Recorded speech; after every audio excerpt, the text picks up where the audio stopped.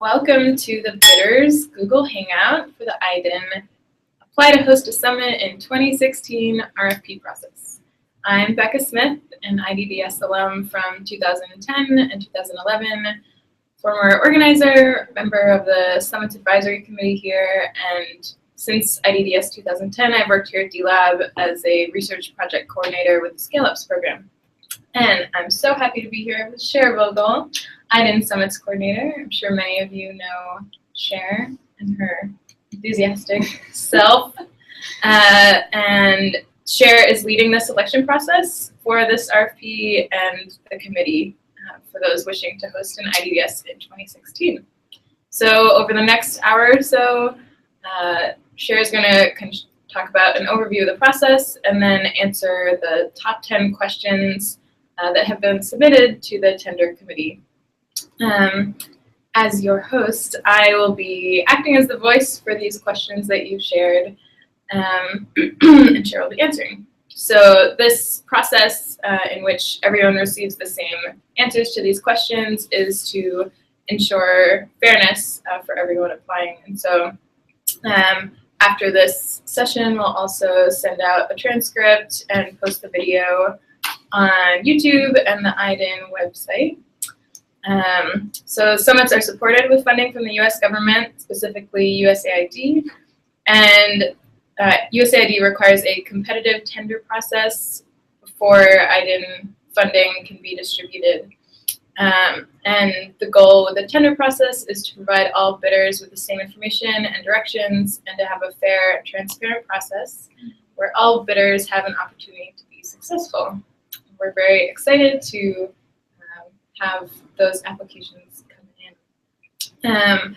And due to these requirements, we can't actually answer questions live right now. We're just taking ones that have already been submitted. But there is a chat window open on the right of your Google Hangout screen, so feel free to chat with other participants, share ideas, ask each other questions. And this video recording is a new process for us. We're trying it out, so we'd love to hear any feedback on this as well. So before we get into these top 10 questions, Sher, could you remind us of the basic overview and kind of provide an introduction to the process? Sure, yeah. Great. So as many of you know, IDDS, or International Development Design Summits, have been convening once a year for about the past 8 years. In the past 2 or 3 years, we've received generous funding from USAID and support, and so we've been able to scale up those amount of summits that we offer from 1 a year to about 3 or 4 a year. And what we've noticed over that time is a growing need from the IDDS past participants who are wanting to host a summit. These are people like yourself who have been wanting to host a summit either in their home country or to gather together with other IDDS alumni and host it based on a particular theme, like maternal health or waste in another country.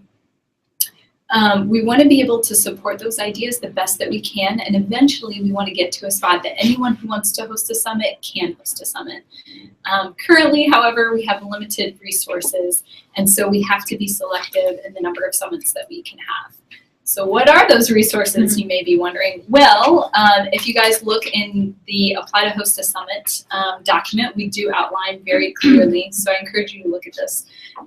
We outline very clearly what those resources are. So if you're a selected summit, we're able to provide you, number one, with the core funding, which can be from $10,000 US up to $100,000 US, depending, of course, on the type of summit you have and the needs that you have for the summit. Also curricular consultation, mentorship, guest instruction by Amy Smith here at MIT D-Lab, and also Ben Linder from the Olin College of Engineering. We also do provide personal consultation and guidance from past organizers from all over the globe and topical discussions via Google Hangouts, Skype calls, and phone conferences. We also provide guiding worksheets and reference materials to help you plan your summit. We provide key introductions to interested organizations working in the related project space that you're interested in, monitoring and evaluation plan of learning goals, and also a small amount of tools and equipment for loan during your summit, such as welding hats, safety glasses, toolkits, etc.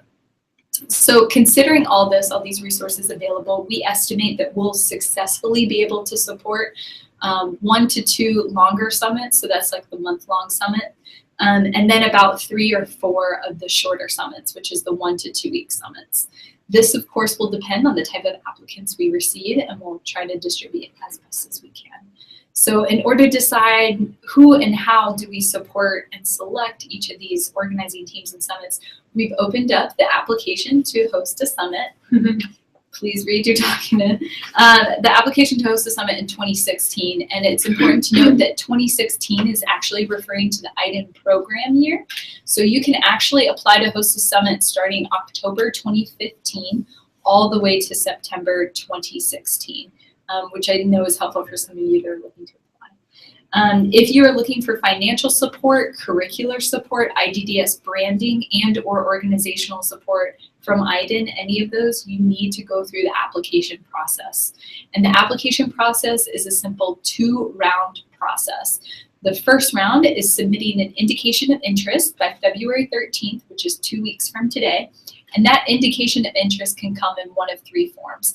It can either A, be a letter of interest, no more than 2 pages.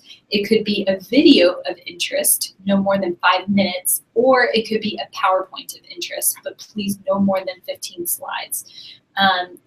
However, you can pick whichever type of indicator of interest you wish, but it must be submitted to the Summit's Tender Committee by February 13th at 5 p.m.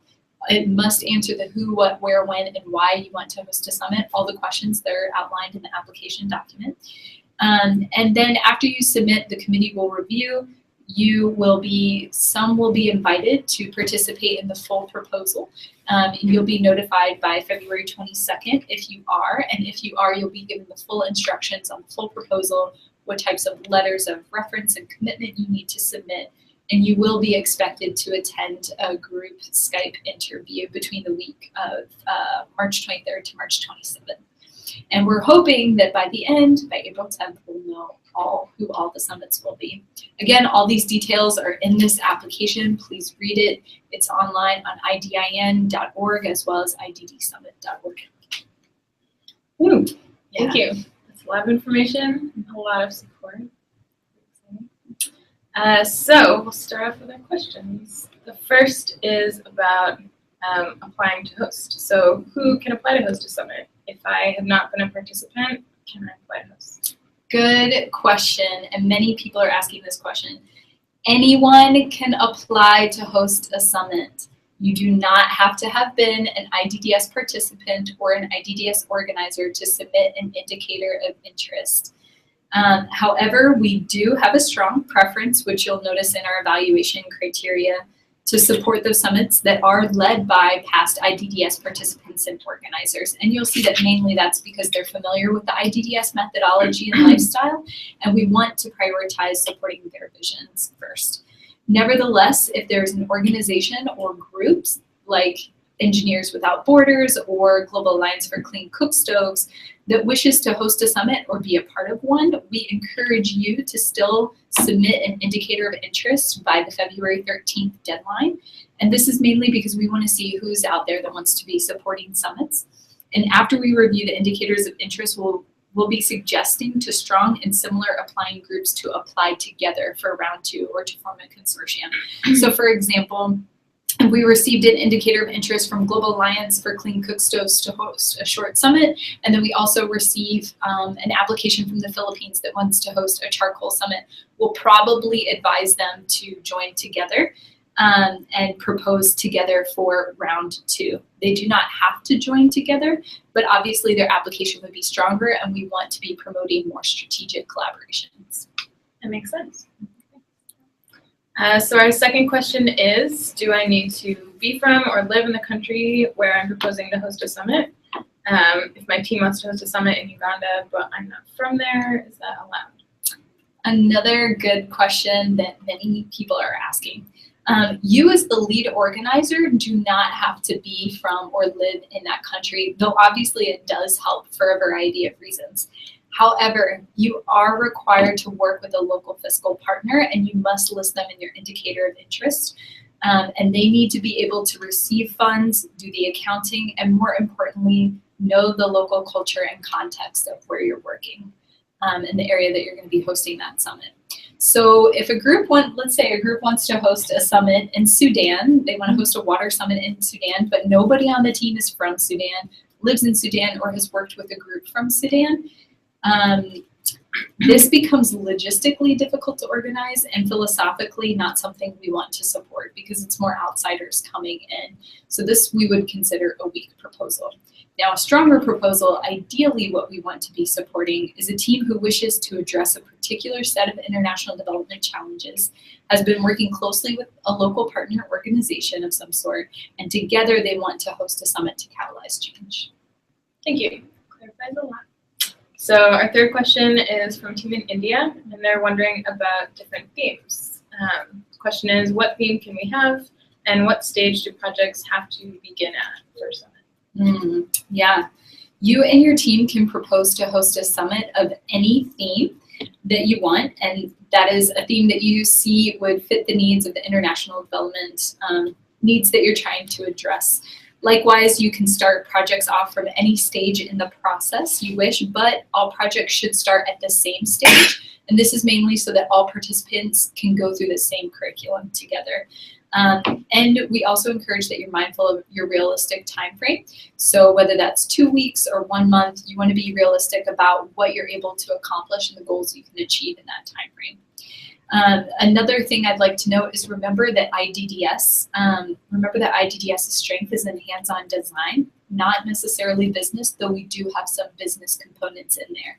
So it should be mentioned that IDIN currently only has packaged curricular materials for the basic design cycle of an IDDS.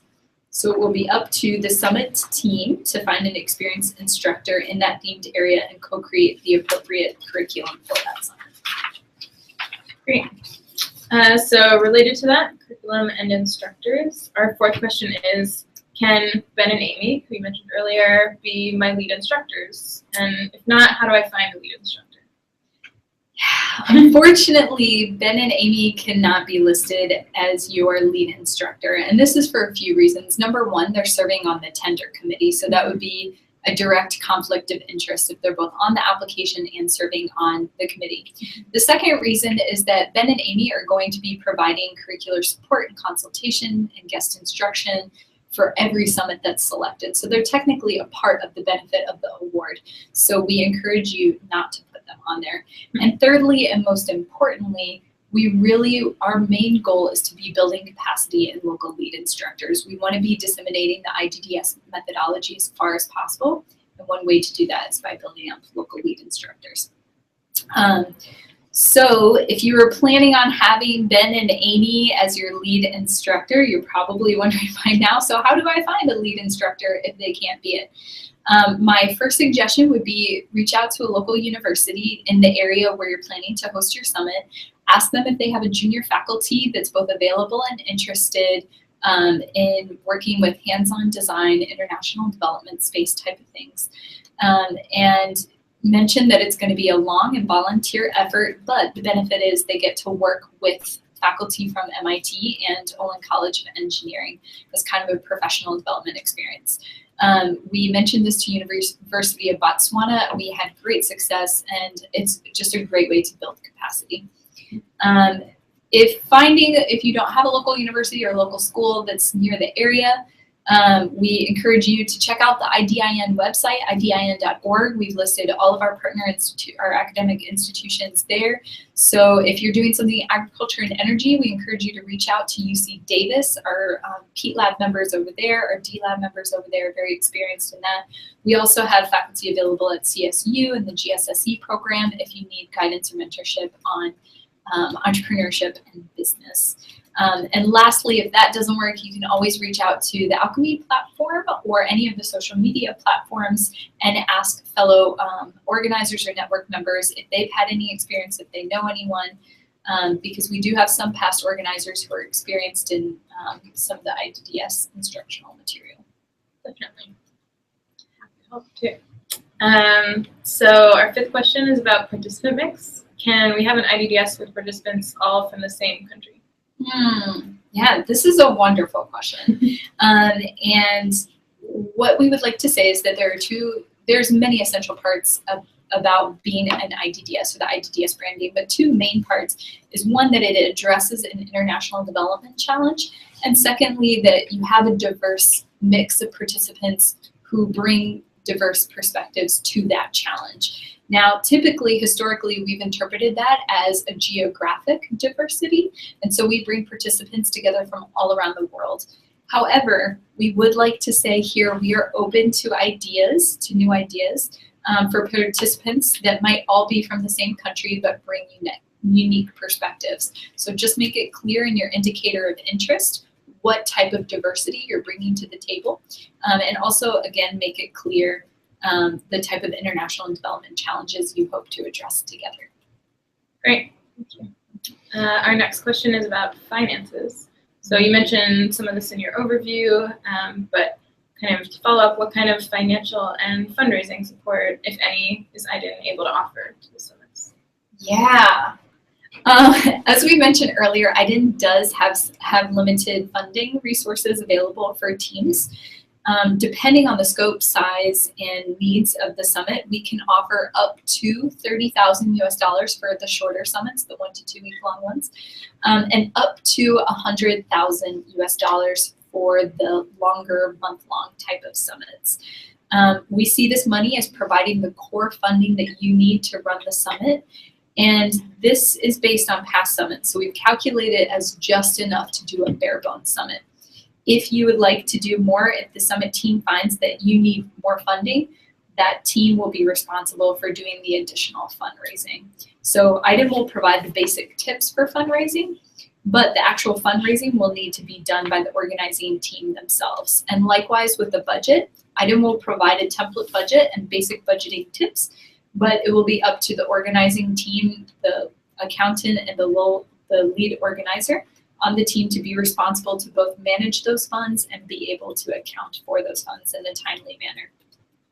I also do want to say that if you're awarded the IDIN funding, you will have milestone check-in calls every 3 months. So for those of you who are planning to apply for a little bit earlier, this is especially important for you, that 6 months out from the start date of a summit, you will be expected to be able to run the summit on the funds you have available. So any main fundraising you have to do should be done prior to that 6-month mark. And this is mainly because you have to start purchasing organizer flights, booking your venue, etc. So we want to make sure you have that ready. Got it. All right. So you've been talking a lot about selection and the tender committee, and some people have been wondering who is on the tender committee for this application process, and is this the same group as the Summit's Advisory Committee? Yeah, they are two they're two separate groups.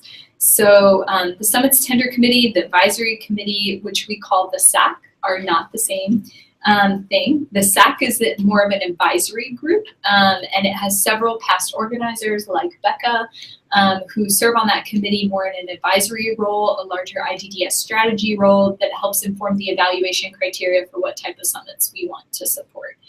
The Summit's Tender Committee is a much smaller committee. It's Boston-based, and they are mainly responsible to uphold the MIT rules and regulations as well as USAID rules and regulations of a formal tender process.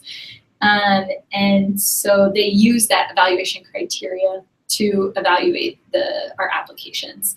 This year's tender committee includes Amy Smith and Ben Linder, who are also on the Summit's Advisory Committee, and also they are the co-founders of IDDS and PIs for IDIN. The committee also includes Kofi Taha, who is the Associate Director here at the MIT D Lab, and as well as he also serves the role as one of the IDIN coordinators. It also includes Trisha Matthews, who is our IDIN Program Manager and experienced in USAID rules and regulations, and also myself as the IDIN Summits Coordinator. We do have 2 administrative staff from MIT that will be playing more of an advisory role for the process to ensure that we abide by the tender rules and regulations set out by MIT USA. All right, thanks. So this next question is more of a clarifying question to help remind the teams, and that is, what are the next steps for the selection process? Yes, next steps. If you ever forget, you can always check your application. Apply to host a summit in 2016. The very first next step, 2 weeks from today, February 13th by 5 p.m., send us your indicator of interest. That is round 1. We need you to send that in. After February 13th, the summit's tender committee will review the indicators of interest and notify applicants by February 22nd if they're invited or not. If you are invited, we'll be sending you the full proposal that you can submit. That will be due in 3 weeks after, on March 16th. And you'll be expected to turn in all those materials as well as attend a group Skype call between March 23rd and March 27th. And then we'll know our final, we'll have our final selections made by April 10th. Awesome. Well, we're up to our second and last question. We're just speeding through. And that question is, what does a successful application or indicator of interest look like? Yeah, thank you for asking that. A successful indicator of interest will be submitted on time, state clearly who your local fiscal partner is or general local partner is that you'll be working with, and include clear answers to the questions that are answered in this document. So the who, the what, the where, the when, and the why you want to be hosting a summit. There's more specific questions. So if you read fully through this document and answer clearly, you will have a strong application. A word of warning, remember that you only have 2 pages if you're submitting a letter, you only have 5 minutes if you're submitting a video, and you only have 15 slides if you're submitting a PowerPoint. So you need to be clear and succinct. Likewise, a word of warning for people with PowerPoints, please make sure that we can understand what you're saying from your PowerPoint, even if we don't have the notes. So it might be good to review it with an outsider. Suggestion. Yeah. Well, we're up to our final question, and not to end on a lower note, but some people might be wondering what happens if my application is not successful and I still want to be involved. What can I do in that case? Yeah, we still want you to be involved. Again, like we said, we want to be able to support everyone. So if your application is not successful, there's a few ways that you can still stay engaged. First and foremost, if you're still interested in hosting a summit, by all means, work on your application to host a summit the following year. If you want tips after the process, the IDIN Summits Coordinator would be happy to provide you with some tips on how you can make your application stronger for next time. The second way you can stay engaged is that if you're interested in playing the role of an organizer at a particular summit, we will have some organizer roles open for people to apply to, depending on the needs of the selected summits. So you could always apply to one of those roles. And then lastly, most importantly, we just have a variety of ways people can volunteer. So whether that's reviewing participant applications, designing the logo, getting the word out, submitting project ideas, submitting curriculum ideas, we'll take it all. So if you're interested in doing that, you can even sign up for that now. There is a link online that we'll post in the transcript online as well. That it's just a basic survey for if you want to help volunteer remotely. And we would love to engage you in any way that you're interested in. Sounds good. Thank you. Lots of opportunities. Cool. Well, those are our 10 questions for the day. Thank you very much for sending them in, and Sher, thank you very much for answering them and providing all that information. Once again, we will be sharing the transcript and the video. And hope that's helpful and that this clarified those questions for teams that are interested in applying to host a summit. If you have other questions about hosting a summit, the tender committee, including Sher, is no longer able to answer those at this point, but you can reach out to past organizers. We have an email list. It is idds.organizers@mit.edu, and that group would be happy to give you more of their insights about any questions related to organizing that you may have, or tips that you're looking for, and do their best to help out in that way. We're always happy to hear from other people who want to organize an IDDS. And this video and transcript will be posted on the IDDS website as well as the IDIN website? Yep. Okay, great. By later today, today is Friday, January 30th, and we'd like to wish all of you the best of luck, and we look forward to seeing your ideas. Thanks again for joining this webinar. We hope you enjoyed the format. And yeah, thank you. Bye. Until next time.